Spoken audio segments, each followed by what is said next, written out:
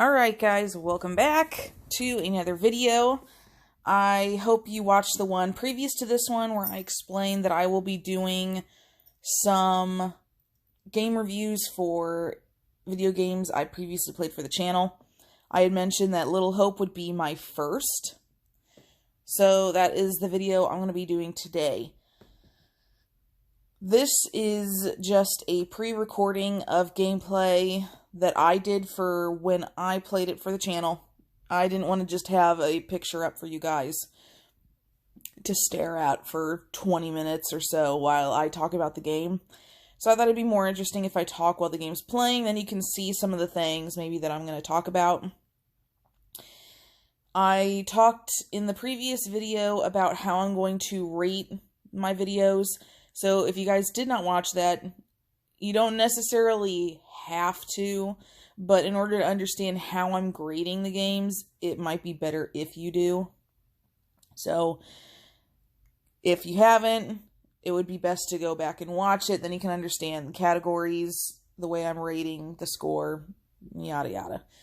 Other than that, I'm just going to issue sort of a spoiler alert, just because if you've never played this game, this is the gameplay for it. It's probably only going to be the first 10-15 minutes of it, so it's not like it's going to spoil a lot. Some of this was in the trailer, if you had seen the trailer.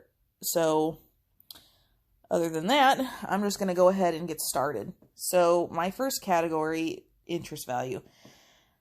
I'm going to base this off of really just any trailers I've seen and the case of the game. This came out in October of 2020, so that was last year. Almost a year ago now. Hard to believe. My channel's almost been up a year. But the case is very simple in design. The front depicts a skull, and on the back of the skull is a picture of one of the actors in the game, as well as a little bonfire. It looks like a little Puritan girl. And then around the outside of the skull is a map of the town in the game. So it's a very simple design. Overall, it is a decent design. However, if you don't recognize this series from the first game, a lot of people might just pass over it and think, doesn't look too interesting. But if you played the first one, or if you know about the first one like I did, then this game case is very obvious and sticks out, because it's the same case style as the previous one. The images inside the skull are just different. The back of the case, the summary states, "Abandon all hope. Trapped and isolated in the abandoned town of Little Hope, 4 college students and their professor must escape the nightmarish apparitions that relentlessly pursue them through an impenetrable fog." So, summary is very short, to the point. It's decent. Then they have little tiny add-ons that say, "Witness terrifying visions of the past as you are haunted by the events of the 17th century Andover witch trials. Escape the hideous apparitions that relentlessly pursue you through the fog. Any and all of your 5 characters can die in your version of the story. Share your story online with a friend, or enjoy a movie night with up to 5 friends online." So, there is an ability to do single player. You can do co-op. I have only played single player. I keep meaning to get my husband to play this with me so I can upload co-op to the channel. Eventually that will come, but I don't know how long that will be. So, based off that, I gave the interest value a 7 out of 10. I deducted points really sort of on the case, just because if you don't recognize it, I don't think it's going to pique a lot of people's interests. So, let's see. There's that one. Ease of control. So, the controls for this game are very basic. You just move characters around, so you really need the analog stick to move around, and then you use the buttons just to interact with objects, but that is pretty much it. You don't run, you don't crouch, it is just basic walking and maneuvering, and a lot of the story is talking and making choices when interacting with other characters.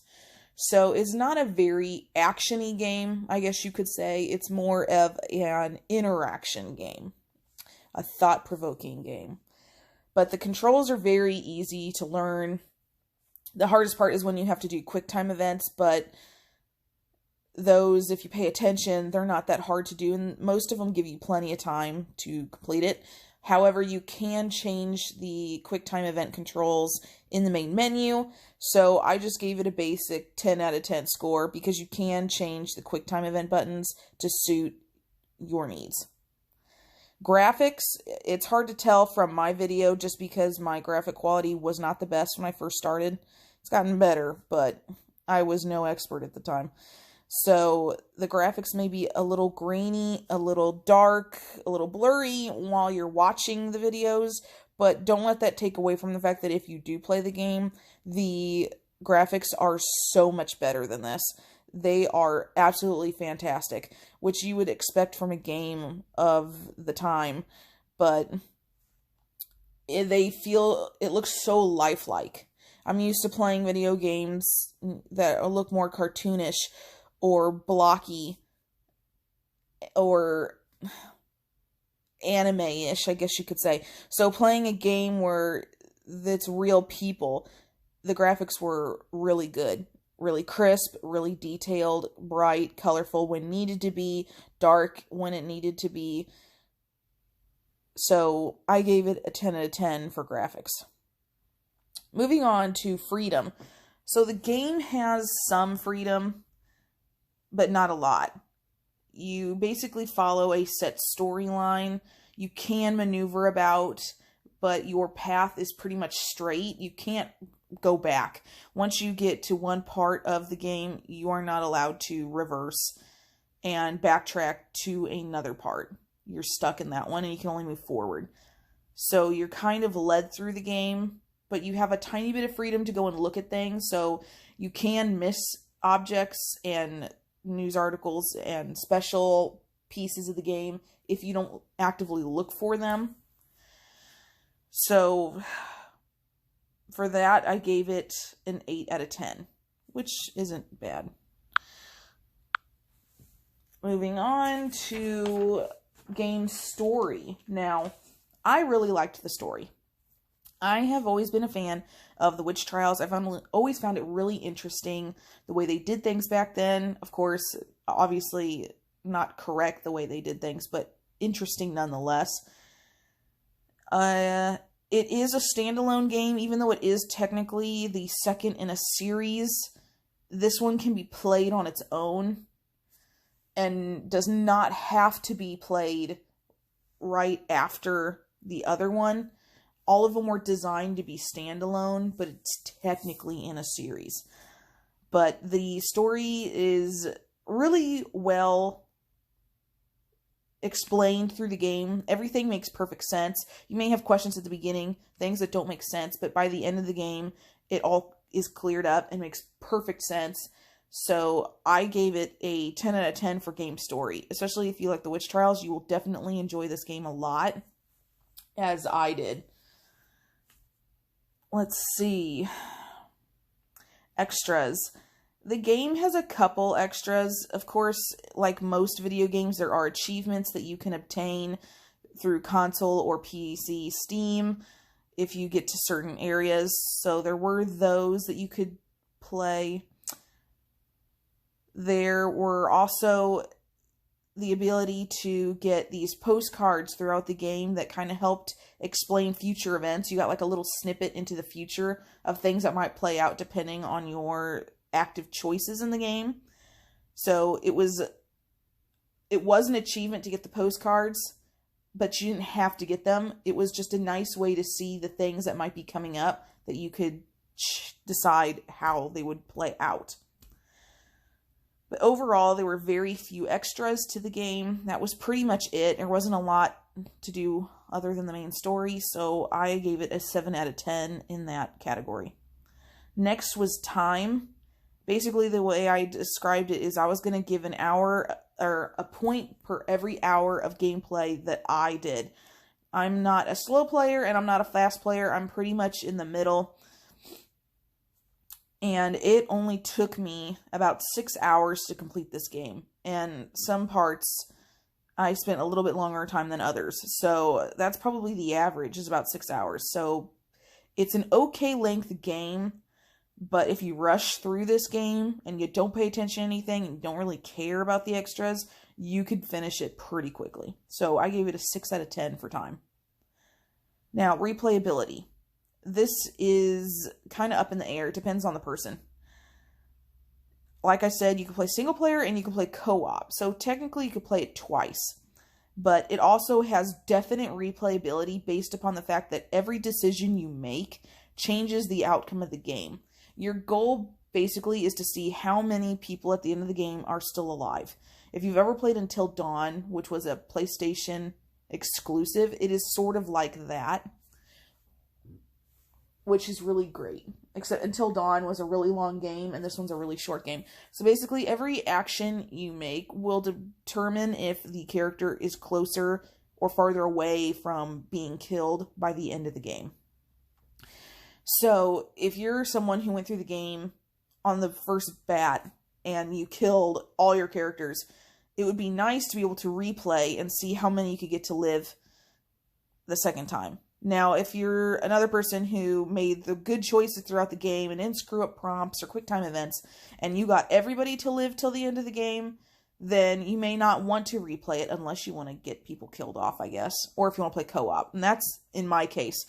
The first time I played it, I happened to make all the right choices and everybody lived. So I haven't replayed the game, but I do enjoy it. I do plan on replaying it with my husband. So for replayability purposes, I deemed it was worthy enough to get a 10 out of 10. Next was price. I think the price at the time when it came out, it was about $30, I think. And I pre-ordered it. And ever since it came out, it's been $30 or less. I think right now you could buy it for $12 or $15 on Amazon, depending on where you look. So it's a pretty cheap game. In no way would I have given it a good score if it was the typical $59.99, $60 price tag that a lot of other games have. So I thought $30 was decent, but I do think it should have been more like a $19.99 game because there is not a lot to do. But I could see their price point, you know, I gotta make some money. So I gave it a score, an 8 out of 10 for price, just based off that. So the final category was my personal score of the game. I did really enjoy the game. It was interesting. It kept me on my toes. There were scares, depending on how big of a scaredy cat you are, which I am a big one. But I really enjoyed it. I do wish it was longer. I wish there was more to do, more options, more areas to go. I wish you could backtrack if you forgot things. I get that a lot of games don't allow you to do that, but there are some that do. It was really hard to miss things. I ended up finding all the postcards for the game. I think I found all of the articles. If you were actively looking, you shouldn't miss anything. So I think it needed more ways to have missed things if you weren't paying attention. But I did enjoy the game, but I figured I should give it an average score because it did have flaws, as I've previously stated. So I did give it a 7 out of 10, which I do think is a decent score for this game. I am looking forward to the third one that's supposed to come out October of this year. So I'm kind of excited for that one because that one does look interesting to me. But before I go on to that, so if you add up all the scores I gave it, it averaged out to be an 83 out of 100, which the grade scale would be a B, which I think is a good rating for this game. 3 points before it became a C game. So I think that's fair for the way I rated it. Do I recommend it? Yes. If you like The Witch Trials, it's a good game to play. If you like jump scares, definitely good game to play. If you like shorter games, then even better. It's not a game that you have to spend hours and hours and hours grinding to beat. So it is a really good game overall. So yes, I recommend it, especially if it's going to be on the cheaper range and sticks around the $12 or $15 to purchase. Definitely worth the buy. Now, the third game that I was talking about that's coming out is called House of Ashes. Coming out in October. I think it has a famous actress in it. I don't want to say I don't remember. I think it's Lindsay I don't remember her name. I think she's from High School Musical, but I can't think of her name, the blonde. But I believe that she's the voice actress in the main character, but it has to do with the ancient, it's not ancient Egypt, but it's like ancient civilization is what the new one has to do with. And I do think it looks really, really interesting, way more than the first one. So I'm really super excited to play that. But anyway, that is my review for the Dark Pictures Little Hope game. I hope you guys enjoyed this review. I hope this is helping some of you decide whether or not it's a game to buy if you hadn't previously played this or bought it already. The next one should be Resident Evil 7. That might be up in the next day or two. But once again, thank you guys so much for watching. Don't forget to like, comment, and subscribe. And as always, I will see you all in the next video. Bye, guys.